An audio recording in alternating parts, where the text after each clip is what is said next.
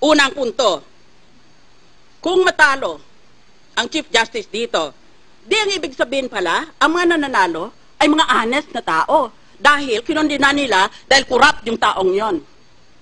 Di, palagay din natin na itong mga representante, dahil lahat tayo, we represent the people, isn't that so? That's why we are elected officers. We're supposed to represent our constituencies. Eh kung hatulan nating may sala yan, di, ibig lang dahil crooked siya, di ibig lang sabihin tayo, honest tayo.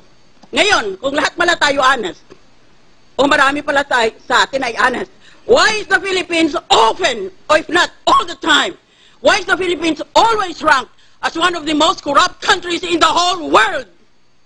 Yan, sagutin niyo ako niyan. Nagpapakalinis kayo?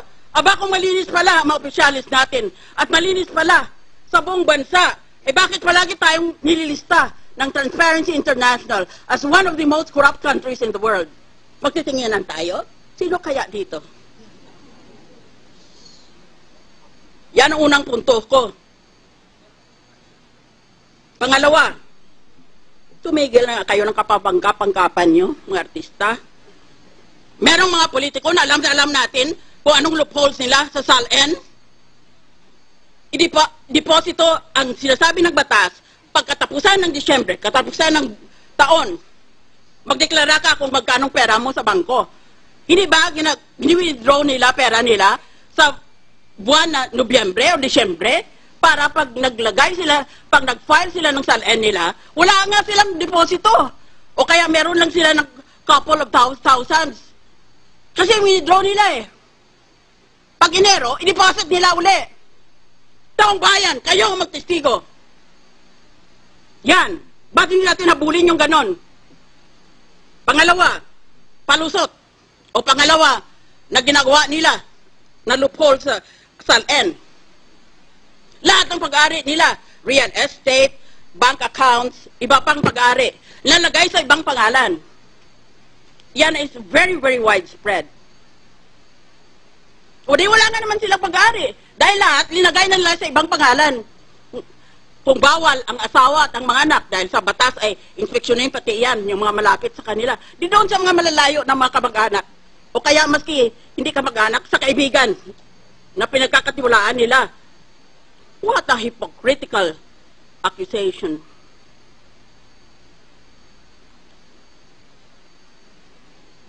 That is the problem with this country. We're all for honest government, and yet the world condemns us as one of the most corrupt countries in the world. That's why it is difficult to win in any international election, in any international campaign, because the Philippines, among others, has a reputation of being a corrupt country.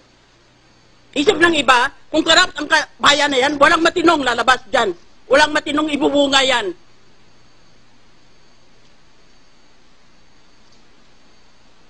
Bawat isa ba sa inyo, walang sala tungkol sa SALN? Bigyan nyo ako ng isa pang buhay. Panginoon, bigyan mo ako ng isa pang buhay. At imbestigahin ko lahat. Isa-isa. Dito sa Senado, sa House of Representatives, tignan natin. Pati sarili ko, imbestigahin ko. Order, please. Ang daming loopholes ng SALN na yan. Ba't hindi kayo umimik noon? Ba't ngayon bigla na lang kayong so exercised about a loophole? Well, if that is the case, then let us all just put our assets in dollars and know the purpose of the SALN will be perverted or corrupted. That is true. But what about all the other loopholes? Bakit ngayon lang kayo nagalit tungkol sa loophole na yan? Bakit doon pa? Dahil yung iba sa atin, dinagamit yung mismong loopholes na yon. Hindi lang sila ma-impeach.